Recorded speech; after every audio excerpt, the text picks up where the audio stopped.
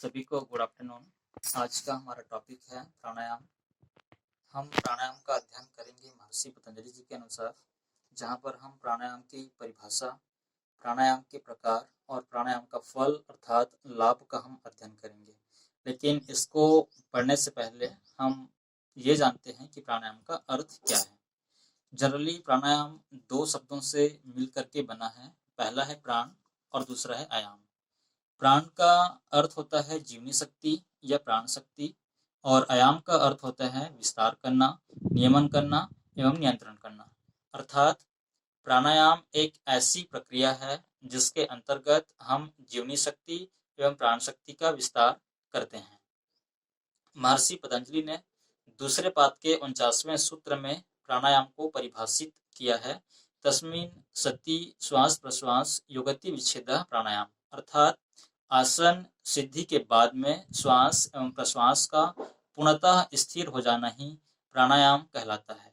यह हम दूसरे शब्दों में बहुत ही आसानी से यह कह सकते हैं कि नासिकाओं के माध्यम से प्राण वायु का शरीर में प्रवेश होना श्वास कहलाता है, और इन्हीं नासिकाओं के माध्यम से जब हम प्राण वायु को शरीर से बाहर निकालते हैं उसे हम प्रश्वास बोलते हैं। अर्थात इन दोनों की गति का रुक जाना अर्थात प्राण वायु की गमनागमन क्रिया का पूर्णतः बंद हो जाना ही प्राणायाम कहलाता है।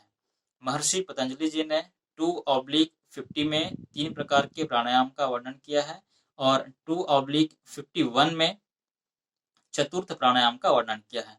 पहले हम अध्ययन करेंगे 2/50, जहां पर उन्होंने 3 प्रकार के प्राणायाम का वर्णन किया है। पहला प्राणायाम है बाह्य वृत्ति प्राणायाम। बाह्य वृत्ति प्राणायाम उस प्राणायाम को हम कहते हैं जिसके अंतर्गत हम श्वास को बाहर निकालते हैं, जिसे हम सामान्य भाषा में रेचक भी बोलते हैं। दूसरा जो प्राणायाम है उसे हम कहते हैं अभ्यांतर वृत्ति प्राणायाम।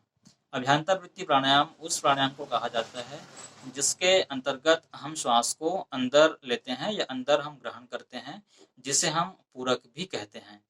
तृतीय जो प्राणायाम है उसे हम बोलते हैं स्तंभ वृत्ति प्राणायाम।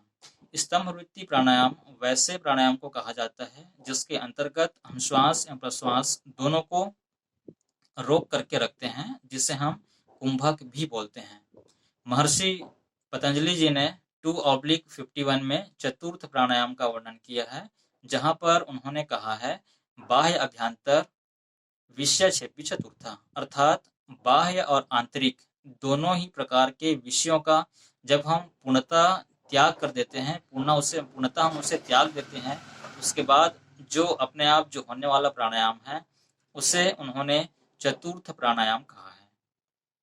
तत्पश्चात महर्षि पतंजलि जी ने 2/52 और 2/53 में प्राणायाम के लाभ या प्राणायाम का फल भी बताया है, जिसमें हम सबसे पहले 2/52 पढ़ते हैं, जहां पर उन्होंने ये कहा है ततः शीते प्रकाश आवरणम, अर्थात जब हम प्राणायाम का नियमित रूप से अभ्यास करते हैं तो ज्ञान में या प्रकाश में जो आवरण रहता है, जो गंदगी रहता है, जो मल रहता है, जो अशुद्धियां रहती है, वो पूरी तरह से क्षीण हो जाता है, वो पूरी तरह से समाप्त हो जाता है जब हम प्राणायाम का नियमित रूप से अभ्यास करते हैं। तो तत्पश्चात 2/53 में भी उन्होंने प्राणायाम का लाभ बताया है, जहां पर वो कहते हैं धारणासुचा योगिता मनसा, अर्थात प्राणायाम का जब हम नियमित रूप से अभ्यास करते हैं तो मन में धारणा की योग्यता हो जाती है। अर्थात जब हम पूर्णतः प्राणायाम का अभ्यास करते हैं, नियमित रूप से जब हम प्राणायाम का अभ्यास करते हैं तो हमारे मन में धारण करने की योग्यता